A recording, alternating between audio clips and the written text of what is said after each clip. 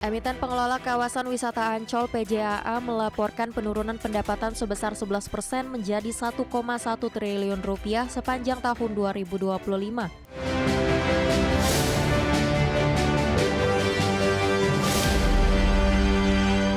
Pemirsa, PT Pembangunan Jaya Ancol Tbk sukses mencatatkan kenaikan laba bersih menjadi 180 miliar rupiah di sepanjang tahun 2025. Meski pendapatan inti perusahaan melandai, performa bottom line terselamatkan oleh dana kompensasi ganti rugi pembebasan lahan proyek jalan tol. Emiten pengelola kawasan wisata Ancol (PJAA) melaporkan penurunan pendapatan sebesar 11% menjadi 1,1 triliun rupiah sepanjang tahun 2025. Penurunan ini berdampak langsung pada laba kotor perseroan yang ikut tergerus 23% menjadi 512 miliar rupiah.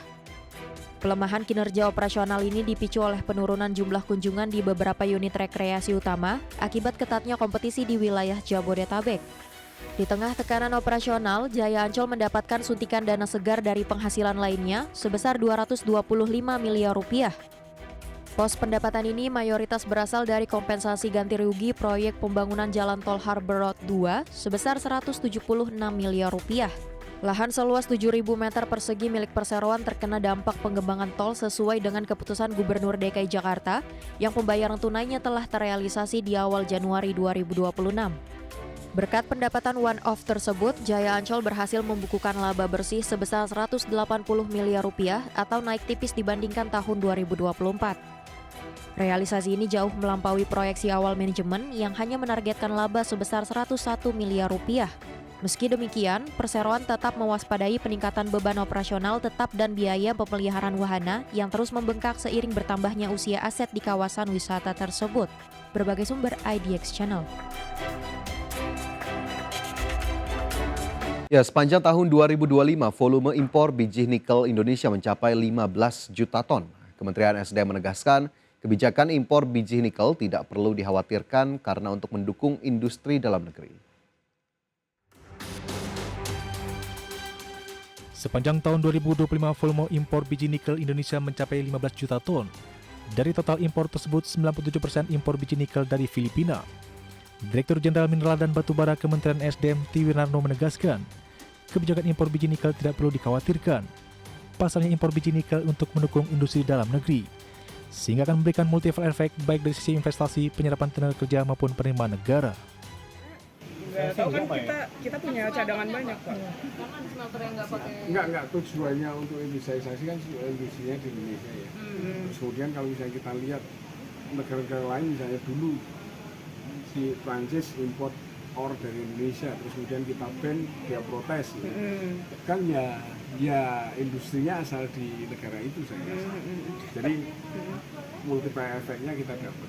Tapi untuk di tahun ini berapa sih Pak impor dari Filipina kalau dari 2025? Sekitar 15 ya. Naik dari tahun lalu Pak berarti? Naik nggak begitu gede. Sepanjang tahun 2026 ini, Kementerian SDM bakal memangkas jumlah produksi nikel sesuai dengan kapasitas produksi smelter yang berada di kisaran 250 hingga 260 juta ton per tahun. Dari Jakarta, di Firmansyah, Tim Liputan IDX Channel. Pemirsa, PT Matahari Putra Prima Tbk mencatat kenaikan penjualan dan laba kotor sepanjang 2025 di tengah upaya transformasi dan rebranding Hypermart. Meski laba operasional menurun dan rugi bersih meningkat, perseroan menilai fundamental bisnis terus mengalami perbaikan berkelanjutan. PT Matahari Putra Prima Tbk atau emiten berkode saham MPPA mencatat kenaikan penjualan dan laba kotor sepanjang tahun 2025 di tengah upaya transformasi dan rebranding Hypermart. Sepanjang tahun 2025, MPPA membukukan penjualan bersih 7,25 triliun rupiah atau naik 1,9% dibandingkan tahun sebelumnya. Laba kotor juga meningkat 2,8% menjadi 1,27 triliun rupiah, didorong perbaikan bauran penjualan dan relevansi produk. Di sisi lain, laba operasional turun 23% menjadi 26,1 miliar rupiah akibat hilangnya pendapatan lain-lain pada tahun 2024. Perseroan mencatat rugi bersih 152 miliar rupiah, terutama dipengaruhi beban non-operasional seperti penghapusan pajak tangguhan dan kerugian aktuaria. Pada Agustus 2025, Hypermart melakukan rebranding dengan identitas visual baru yang diterapkan pada 4 gerai awal. Manajemen menyatakan respon positif terhadap rebranding turut memperkuat keterlibatan pelanggan dan relevansi merek. Kedepan, MPPA akan mempercepat strategi berorientasi pelanggan dengan menjaga ketersediaan produk segar dan harga terjangkau. Perusahaan juga memperkuat rantai pasok, keterlibatan digital, serta melakukan ekspansi selektif untuk menciptakan nilai jangka panjang. Tim Liputan IDXNO. Presiden Prabowo Subianto tiba di Amerika Serikat pada Selasa waktu setempat menyusul rencana menghadiri rapat perdana Dewan Perdamaian atau Board of Peace of Washington. Kunjungan ini menandai rangkaian agenda strategis Prabowo selama di Amerika Serikat dimulai yang fokus pada kerjasama ekonomi dan perdagangan bilateral. Selain menghadiri BOP, Prabowo juga dijadwalkan menandatangani Agreement of Reciprocal Trade, di mana kesepakatan tarif resiprokal yang akan didapat Indonesia adalah 19%, yang menjadi salah satu instrumen penting dalam diplomasi ekonomi dan kebijakan perdagangan Indonesia-Amerika Serikat agar saling menguntungkan dan meminimalkan hambatan tarif maupun non-tarif. Ya, dari informasi emiten kita bergeser ke indeks harga saham gabungan pemirsa pada perdagangan usai libur panjang Imlek, di mana sejak pembukaan perdagangan di sesi pertama IHSG bergerak menghijau dan masih melanjutkan penguatan ke level 8.285 atau menguat 0,89%. Pergerakan yang cukup positif usai IHSG pada perdagangan Jumat lalu ditutup di zona merah. Adapun sepanjang pekan lalu IHSG mencatatkan kenaikan 3% dengan net sale mencapai 6 triliun rupiah. Penguatan indeks harga saham gabungan tentunya ditopang oleh sejumlah saham. Pemirsa, kita coba cermati lebih lanjut saham-saham yang masuk dalam kategori top gainers. Di antaranya ada PTRO yang juga masih konsisten membukukan penguatan sejak pembukaan perdagangan, naik 2,35% ke level Rp7.625.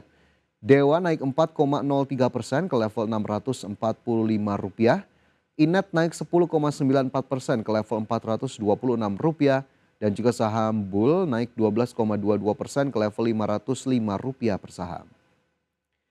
Sementara itu dari sisi top losers, saham TINS terkoreksi 1,98% ke level Rp3.970. BRMS turun 1,85% ke Rp1.060. DSSA terkoreksi 3,58% ke Rp90.950 dan Aman Mineral turun 2,65% ke Rp7.350. Sementara itu dari sisi sektoral, sektor transportasi dan logistik memimpin penguatan dengan kenaikan 3,17%, konsumsi non-primer menguat 2,55%, energi naik 1,79%, begitu pula dengan sektor kesehatan yang harus terkoreksi 0,24%.